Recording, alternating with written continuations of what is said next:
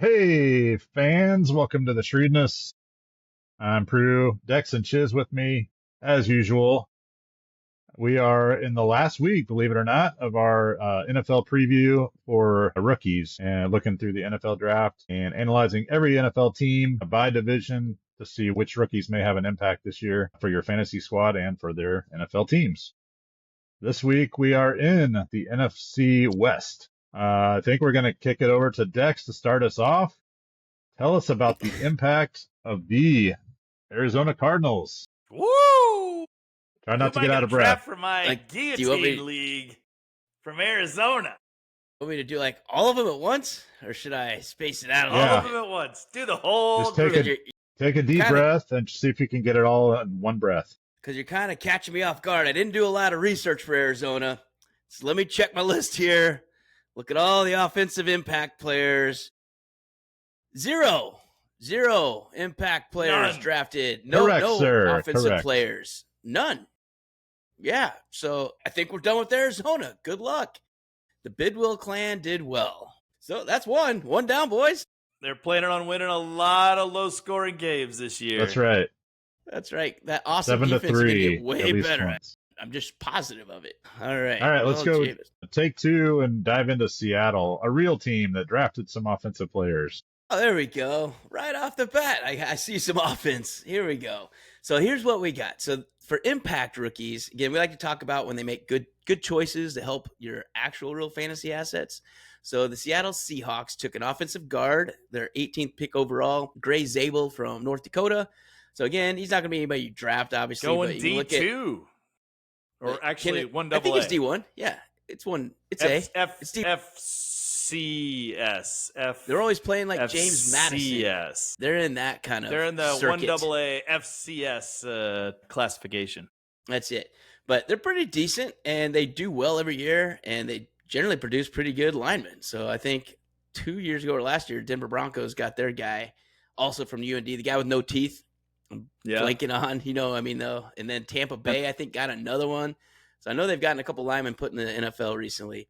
But regardless, Gray Zabel, a guard, he's going to help you if you get Kenneth Walker or Charbonnet.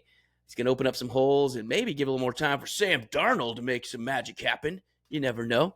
As their first pick. Second pick, they took 35th overall, Nick Emenwari, so from South Carolina. Way, Dex, yeah. Quick note on Gray Zabel. Yeah. Which is a cool name, by the way. Give I me like some that. stuff. Yeah, it's pretty good. Highest drafted offensive lineman in FCS history. Is that right? Nice. Congratulations, Mr. Zabel, on that impressive accomplishment. That's pretty good. Got a lot of records going this year's draft. So anyway, their second round pick is just a safety. Again, not going to have any fantasy impact. So the first dude who might, I think Chisholm pointed out, when you look at his draft stock and scorecard, it looks like his peak is an average tight end. So, hey, 50th overall pick in the draft, they drafted for average.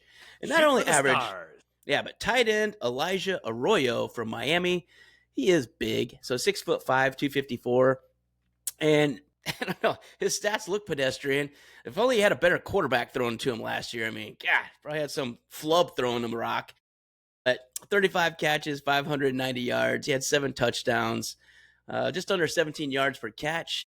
I don't even know if he's going to start, though. He could, and that's why I'm even talking about him as an impact potential player. He could start in Seattle behind Noah Fant, and that's really only if Noah Fant either gets hurt or becomes a cap casualty. So if he ends up getting his walking papers, because his salary cap hit's going to be pretty high, it could be starting tight end Elijah Arroyo and average. So who knows? If he gets some red zone looks, just watch in camp, see what he looks like in the first couple preseason games, and if he's actually starting, if they cut Noah Fant, again, I don't know if he's a top 12, top 15. I don't even know if I'd put him on my Gio top 18. Just someone to look at. If he gets red zone targets, there you go. He's someone to keep an eyeball on at minimum. So that's their first offensive pick of note. Second kind of offensive player for Seattle is quarterback Jalen Milroe. So if you watched the SEC, you watched Alabama. I've heard of this guy. Yep, and he had some moments, right? If you watch some of the games, his highlight reels off the charts. But then he had some low light reels too. If you also watched the games, and he had some just bad games, just throwing to the wrong team and just looked flustered. Looked like he's never played football before sometimes. Just took tons of sacks and made some bad decisions. So he's a project with upside. Thing is, Seattle doesn't really need him. He can just be a toy. So kind of like with Taysom Hill in New Orleans, they could use some packages like that for him. They could have him run out. They could have him just run the ball. He's a heck of a runner. But he's going to be behind Sam Darnold and Drew Lock. They also have Sam Howell. I don't know if he's still even on the roster. I haven't checked. Sam Howell. Recently. So there's 4 dudes that could all probably start ahead of him. But probably Sam Howell's the one that'll kind of get the short end of the stick because they drafted Jalen Milroe, the 3rd pick, with a guaranteed contract. So he's going to be on the roster. But he was exceptional at times. So if they can tap into that, and like we've talked throughout these episodes of rookie quarterbacks, the ones that actually get an opportunity to sit back, learn, watch, run plays, he's in a great situation, actually, because no one wants him to play yet. No one expects him to play yet. And if he can sit and learn for 2 to 3 years and then, hey, go from there. I mean, Sam Darnold, what is it, a 2-year deal? Is that what they signed him for? You guys remember? Yeah, I think that's right. Yeah, I think it's just a 2-year deal, maybe a 3rd-year option. I can't remember the exact details, but if Jalen Milroe can be ready in 2 to 3 years, it could be a really good pick. We look back 3 years from now, like, yep, that was pretty good. But as far as impact this year, actually let a guy 0. develop. Yeah, exactly. Try that development model. Novel idea. Yeah, so that's Jalen Milroe. Their next pick, that again, I don't think he's going to have much impact either, but the 5th round, they took wide receiver Torrey Horton from Colorado State. So 6'3", 196. He's pretty fast, but like we were talking about earlier with Elijah Arroyo, kind of has some chronic injury history. So had knee and hammy injuries last season, didn't play much. And when he was, he's fine. He's fine. I mean, he got drafted, but I don't know. Not a lot of upside. He's going to be a special teamer. As Chiz pointed out in the Patreon, guys with injury history at college usually don't get any healthier when they get to the NFL, right? So yeah, when people start hitting them harder and you have a longer season and you play in the tundra and also the heat, yeah, good luck with that. It's usually not a phase that you go through being injury prone. Yeah, at least there's great weather up in the Pacific Northwest. I'm sure his hamstrings will feel great in the late fall and winter time. As you age, your body improves, as we all know. That's right. So next up, we have just a couple flyers. So Damian Martinez is a running back out of Miami. So they went back to the well. We can't get Cam Ward, but you know what? We're going to take their tight end and their running back. And we're going to see if we can make it happen. But he's not going to have an impact. He's already 3rd or 4th or 5th. I mean, really, he's just competing. He's in a pile of people behind Walker and Charbonnet. And it would just be a lot of injuries for him to be of any fantasy impact this season. So he's probably going to be special teams. And finally, their pick, 7th rounder, 238 overall, wide receiver Ricky White III. Again, I don't know how the 2nd and the 1st were, but I'm not expecting too much from the 3rd either. Yeah, exactly. So he did lead UNLV the last 3 seasons in receiving yards. So he's consistent. He's pretty good at a school that doesn't have much track record at football, but he ran a 4.61 at the combine, which is sluggish for a wideout. I'm like, woof. But then he actually decided, for a lineman. Yeah. So get this. But then he decided, like, oh, that was pretty bad. Maybe I should actually try.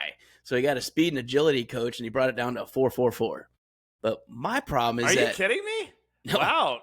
Yes, impressive. That's a big jump. But why on earth did you go to the combine not in your best? I don't know what that says about your work ethic. So I'm like, well, now I think he's probably back in the 4.6s because the combine and the pro day's over. Thinking the coach before the draft would have probably been the better move. You would think so. You'd think so. But anyway, so if he makes the team, it'll probably be as a special teamer. And I don't know. I'm not overly optimistic on the things I read, the videos I watched that he's going to be doing anything for Seattle this season of import. So that is the Seattle Seahawks. So not a lot really from the Guillotine standpoint. In fact, I'm not touching any of them. But 3 years down the road, we might want Jalen Milroe on the radar. So we'll check that out. And again, if Elijah Arroyo ends up being the starting tight end, he could have some value. And again, with injuries, or if you just need a flex guy to get you 8 points. And we'll go through each week, kind of some shrewdness sleepers and people you might want to pick up with a floor. He might be one of those guys some weeks. So we'll see how it plays out. But that is the Seattle Seahawks. So next, let's go to San Francisco, Chiz. San Francisco, also known as Kansas City Chiefs, Biatch.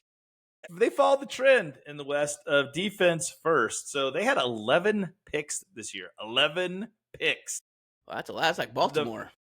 That is. They had Baltimore-type draft. They took the first 5 as defensive players. The number 1 pick overall, or the number 1 pick was their number 11 overall, Mykel Williams, the edge rusher out of Georgia. He's a stud.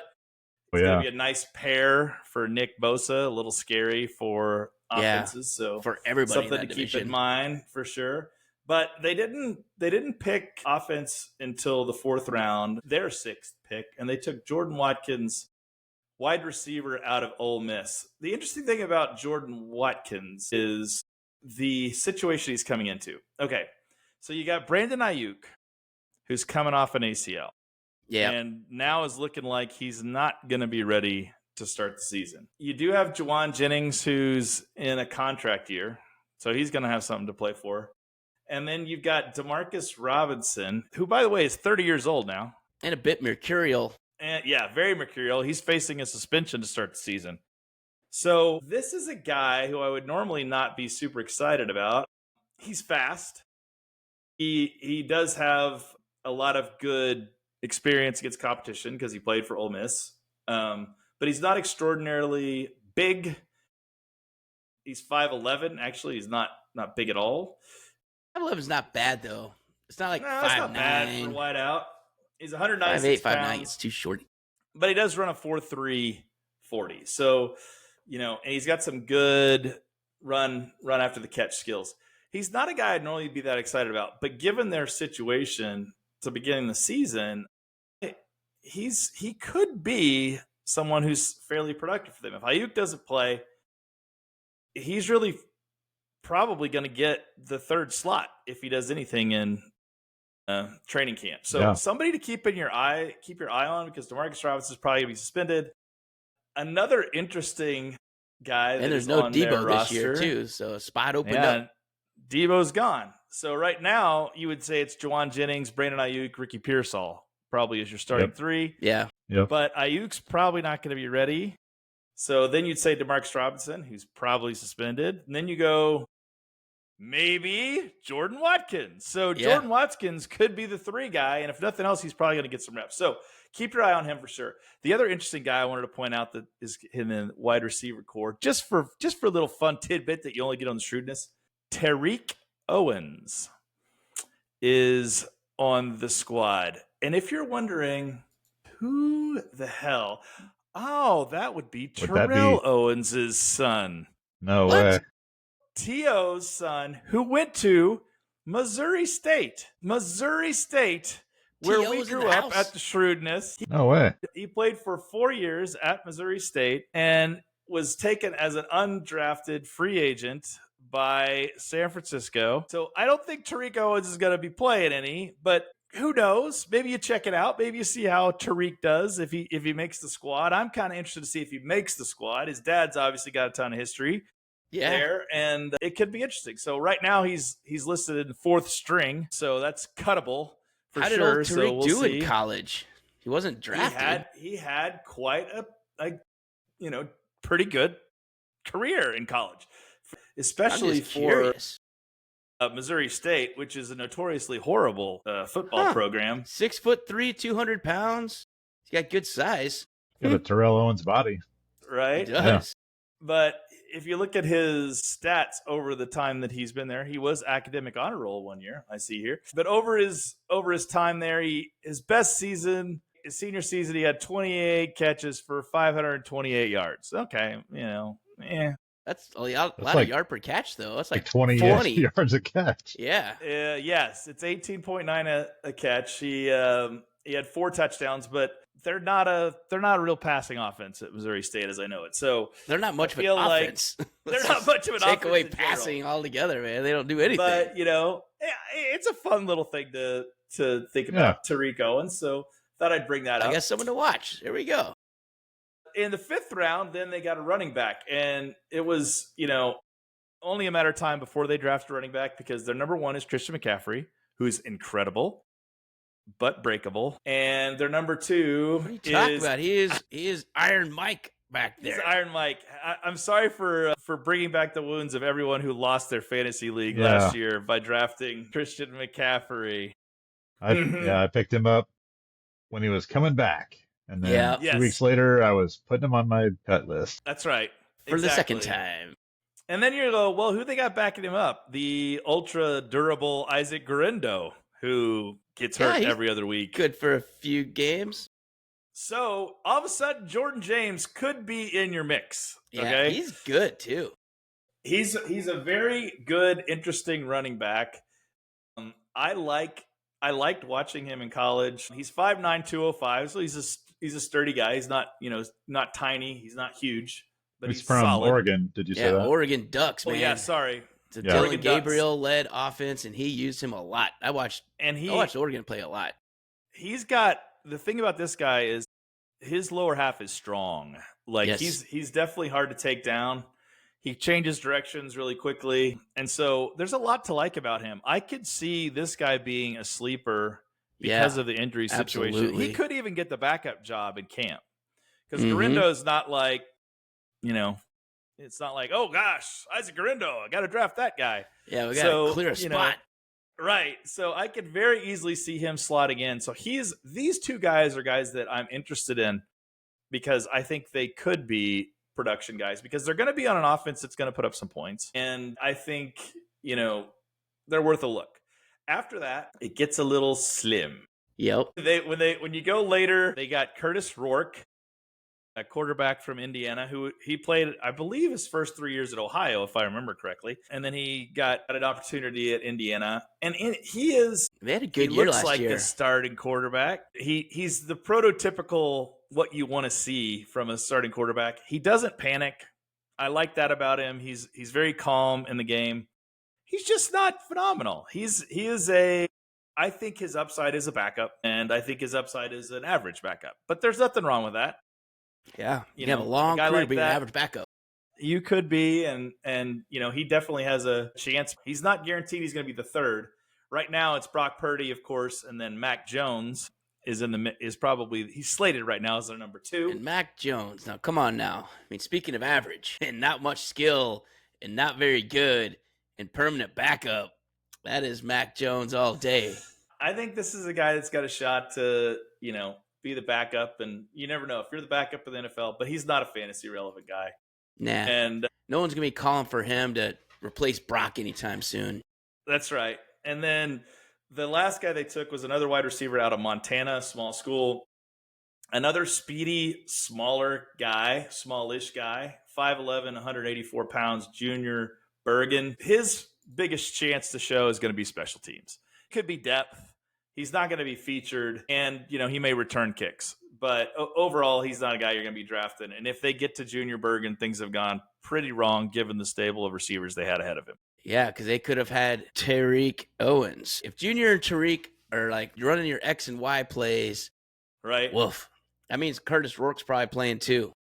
The other interesting things that they brought in 2 more veterans that you've heard of to compete at the wide receiver position. Russell Gage Jr., you may remember him from his time in Atlanta and Tampa Bay, and then he was in Baltimore for a hot minute too. He's kind of a journeyman, 29. And then one of my favorites, of course, because he's a Golden Domer, Equanimous St. Brown. Oh, really? So Amon-Ra's older, less talented brother is in the mix there. Former so they got a lot of Packer? wide receivers, none of which Bears, wasn't he? He was Packers, Bears, he was Packers, and Saints. Hasn't stuck anywhere, and probably isn't going to stick here. But he's somebody who's got some experience, and they don't have a ton of it in that room right now since they lost Debo, and they got some injuries. So that is what you're looking at. Really, the only 2 guys you want to keep your eye on: Jordan Watkins and Jordan James, the Jordans. Look out for the Jordans. See if they're anybody you may want to keep late in the draft. You may want to keep your eye on them. But for the most part, you're not going to be drafted any of these rookies. This is a hot division so far we got. Yeah. So we got 0 from Arizona. No one really from Seattle worth doing. No one from San Francisco except Jordan James. And he's 3rd on the depth chart right now, but we think he's got the most upside if he gets some carries. And that's it. And wow, this is going quick in this division. Just wait till you get to the Rams, though. I'm sure they drafted probably 8 or 9 premium offensive impact players. Guys. So tell us about Travis Hunter or Tyler Warren or Cam Ward or right. No. Ashton Genty. Come on, give us somebody. Starter, what do we got? Right? None of those guys. Okay, well, who did they get, Pruitt? All right. Well, the first thing that the Rams did in this year's draft is they traded their first round pick. Oh, that's pretty good. Good. They're playing the long game. They have 2 first round picks in next year's draft. So maybe they like this class better. Who knows? Which was interesting because Matt Stafford's not getting any younger. So feels like that window's pretty tight. I mean, Curtis Rourke was there for the taking. But it's all right. Maybe next year. The second round, they did. It's so hard not to say it. I'm not going to say it. And his first name starts with T, too. So. I know. It's just so hard. Makes it even harder. All right. So I'm not going to giggle through this one. Terrence. Not Terrence. Second round pick, 46th overall, is tight end Terrence Ferguson from the Ducks. The Oregon Ducks. There Flying you go. V. So he's a big dude, 6'5", 247. He's a pretty average size tight end for the NFL. 4.63 40 time, which is pretty quick for a tight end. It is. That's moving and shaking. He also last year set the record at Oregon for receptions and receiving touchdowns for tight ends in their history. Wow. So he is a receiving threat. He's obviously good sized target for the red zone. Right now he's listed as second on the depth chart behind Tyler Higbee. So he should get some. Tyler Higbee's not like super intimidating either. He's not bad though. I like Higbee. He's a very playable player. Yeah, I think he's solid, and they'll run the ball a fair amount with Kyron Williams and so forth. So they'll have some 2 tight end sets where Terrence Ferguson gets on the field. So I did notice, Prue, it's interesting though, because the Rams did have the fewest receiving yards in the NFL from tight ends last year. Yeah, I think it's because they threw every pass to Puka Nacua, and they will probably do so again. Fair. I mean, he gets like 14 or 15 targets a game, I think. He's open every time. It's stupid. Yeah. I would too. I'd throw it to him every time as well. He's just open, coach, every time. Why would I not throw to him? I saw in some of the pre-draft analysis that Terrence Ferguson was projected to be like a 4th round pick. So a lot of people kind of criticize the Rams. Maybe they reached a little to get him a little early. Halfway through the second round. But he is a guy that can, if used the right way, he could make an impact. They said he does really well against zone coverage. He finds open holes, knows where the soft spots are in zones, and can get open, but he does struggle in man-to-man coverage. So if you put a safety up tight on him, so depending on the coverage and so forth, he may not be relevant on any given play. He can find pockets in the zone, it sounds like. Yeah. Right. So, and because of his size, he may be a good red zone target. So he's kind of a wild card. I don't know if he would even start or have more than 2 targets a game with Nacua and Devontae Adams now in the lineup. So they got rid of Cooper Kupp and got Devontae. I didn't realize Terrence Ferguson was a ginger as well. Is he? Yeah, he's a big, tall, white guy. Bonus points for the red hair. I mean, that'll stick out the back of the old helmet, right? Yep. He's got some work to do to catch TJ for hair lord status, but that's right. He's on his way though. He's on his way. All right, who for else a they 6'5" white guy, he's a fast tight end and could maybe have some limited fantasy upside. Okay. So keep an eye out during the preseason for him. Moving on, 4th rounder, Jarquez Hunter from Auburn. He's a little fire plug running back, 5'9", 204. Pretty quick, 4.44 Did 40 they time. need another running back? Well, no. Probably not.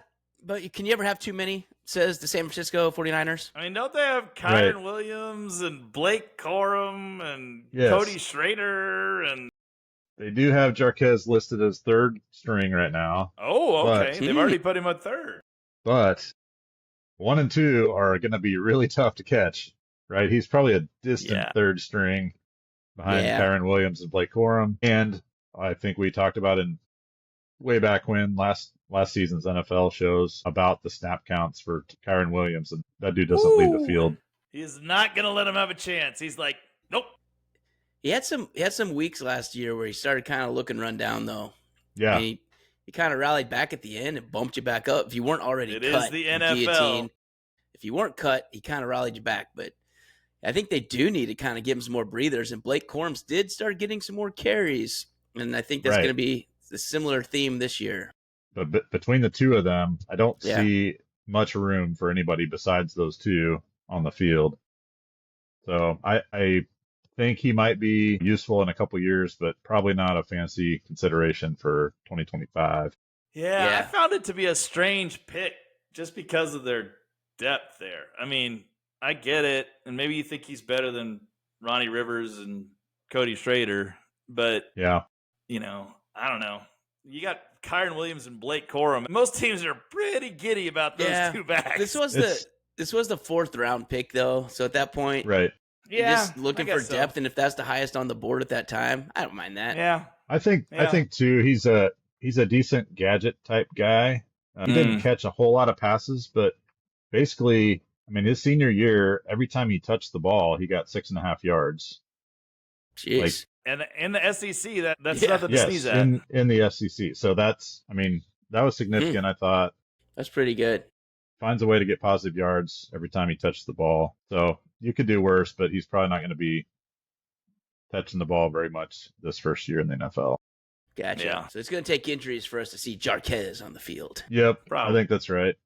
Okay. The only other player of some relevance for the Rams this year, 7th rounder, Kanata Mumfield out of Pittsburgh. Great name. 5'11", 186. So he's kind of a little dude. Yeah. 4.59 40 time, which is not good for a wide receiver. For a little dude? At least he's huge. Oh, wait, just kidding. So he's small and slow. And at least he's got small hands. He's backing up Puka Nacua and Devontae Adams. So if he gets more than 2 targets a week, I would be amazed. You know what's crazy, though? Like, they don't have that much depth at wide receiver. I mean, don't get me wrong. Whittington's not bad. I don't mind. They still have Jordan Whittington. Yeah. And Tutu Atwell is playable. Devontae Adams and Tutu Atwell, I mean, we have those two, Nacua and Adams. Yeah, like, he's everything looks great. But probably 5th on the team, though. He's probably making this team as a 7th round pick. Yeah. Yeah. I think he will. He's listed in the 2nd string of wide receivers right now, so he'll probably make the team. His upside will be short targets and then making one guy miss. So he's not going to get you. He's not going to break away and score a touchdown. Not really a home run threat. More quick than fast. But he's very quick for as slow as he is. Right. Yeah. So he'll create separation on a 5-yard route, move the chains, that type of guy. He's not going to be a home run threat, and he's probably not going to get, like I said, more than a couple targets a week. He's not on my list, but he's the best player with the last name Mumpfield I've ever seen. Yeah, and maybe the best player with the first name Kanata I've ever seen. Right. So Hakuna Makanata. Hakuna. You got Puka Nacua Kanata. Hakuna Kanata. There it is.